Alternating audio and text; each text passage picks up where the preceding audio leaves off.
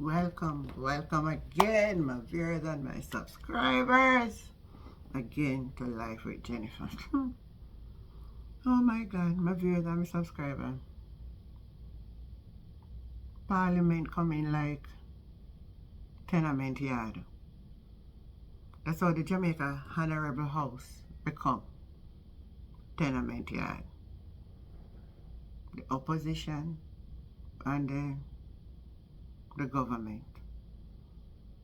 This one I said that, the one I said that. Like a tag of war. Babsy and Fitz Jackson. Morgan him a defend.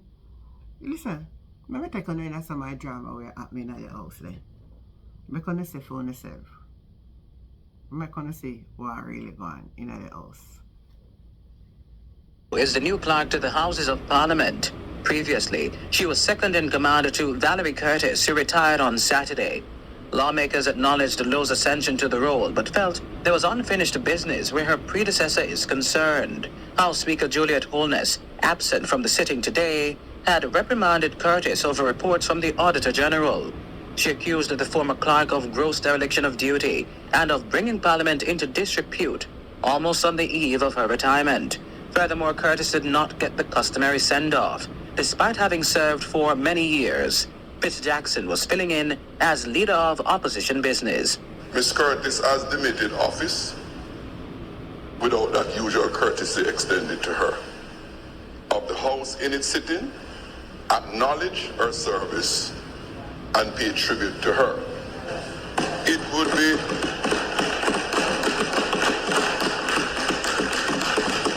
be remiss of us to continue the sitting today at the end of that tenure as if it's business as usual. And Mr. Speaker, the opposition would not sit and allow that to happen because we'll become complicit. Deputy Leader of Government Business, Olivia Babsy Grange, intervened. The member and I did have a discussion, and I indicated that we will be doing the courtesies when the leader of the House and the Speaker are present. He asked for to indicate when. I told him I'd do so before the end of this sitting. As the discussion became more robust, Prime Minister Andrew Holness stepped in. It is never a contemplation that a Speaker or the Clerk of the House, which is such an important position, constitutionally recognized position, that could demit office, and the courtesies and convention surrounding that office is not observed with dignity. But the matter didn't end there. We don't need to have a contention, or we don't need to be at each other here. Mr. Speaker, I did say to the acting leader of the opposition business that I would advise him before the end of the sitting, or by the end of the sitting, when the appropriate courtesies would be extended. I did so, and you got up and accused me of lying.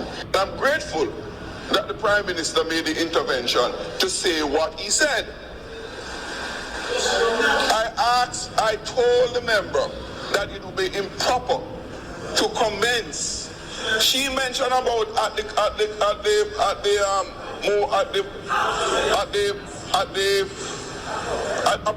adjournment motion. That is at the end of the sitting.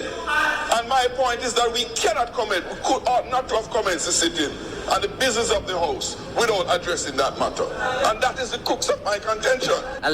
So we're going in the house, my people. And at the same time, people, the woman retire. They get no good farewell out of the house. And also been owed our salary. I don't know all of them, my people. Them are something coming like a drama school. They come in like it's a drama. Let me show you this to you. So, Audit fine retired clerk of Parliament been owed, my people. Been owed. Been owed. A special audit report has found that Valerie Curtis, who retired as the Chief Administrator of Parliament on Saturday, was underpaid by the accounting department which she supervised.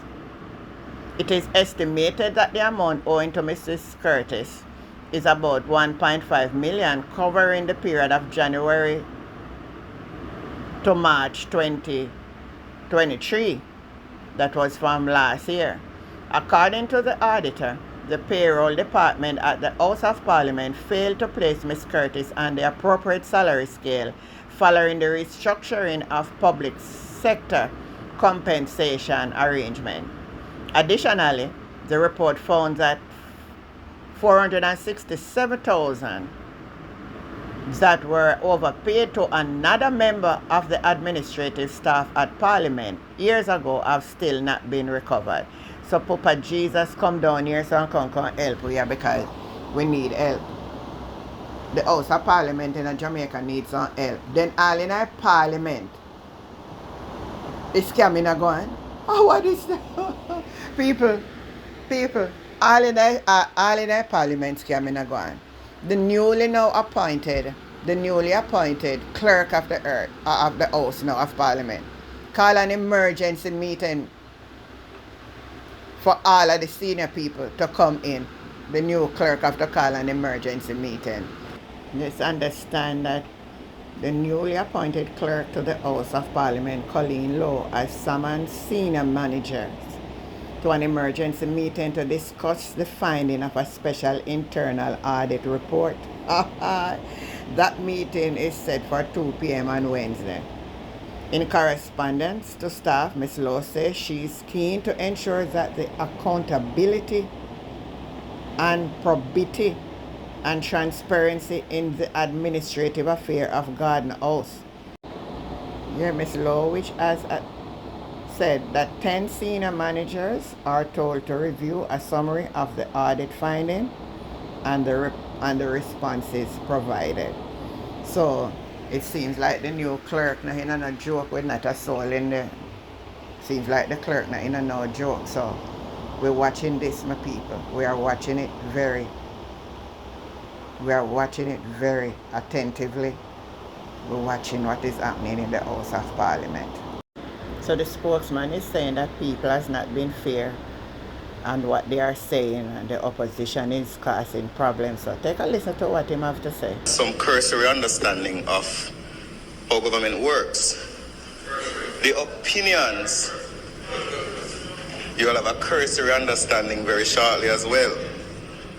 The opinions of the Attorney General was requested by the Speaker of the House, not by the opposition. The legal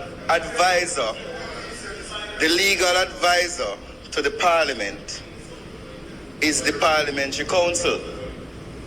You have absolutely no obligation, Madam Speaker, to share an opinion from the Attorney General to the government, to the opposition. You may do it because of your good nature, but you have no such obligation. You started your question by saying in light of growing public outrage. I do not see any growing public outrage. I see members of the opposition and others seeking to stoke public outrage, right, which has not been stoked. The fact of the matter is the previous speaker acted in a particular way. The current speaker acted in a particular way. The current speaker has articulated very clearly the reasoning behind her acting in that particular way. The other thing I want to say to you, the executive is separate from Parliament. The Minister of Information sits in the executive. The Parliament is a separate part of the governance structure. So it is very challenging for me, though I may offer an observation on a matter related to the administration and management of Parliament, as we are constantly accused by others of overstepping our limit and commenting on matters and merging the executive and the cabinet. So on one hand, you cannot say that there's a separation of powers, but then on the other hand, you're asking me to opine on an era that is a separate branch of government. It's actually unfair. Using one statement for contradict the first statement with the second statement. Now it must say people unfair, and it's the opposition that want to do all of these things. Well, my viewers and subscribers, leave on a comment with all of them a kind of drama. Because kind of like as the minute goes by, the drama them unfold. And some will get them and some will go make on know. So remember to subscribe to this channel, Life with Jennifer JM, and share the story. Leave a comment and the conversation continue, and I'll catch you next time. Bye.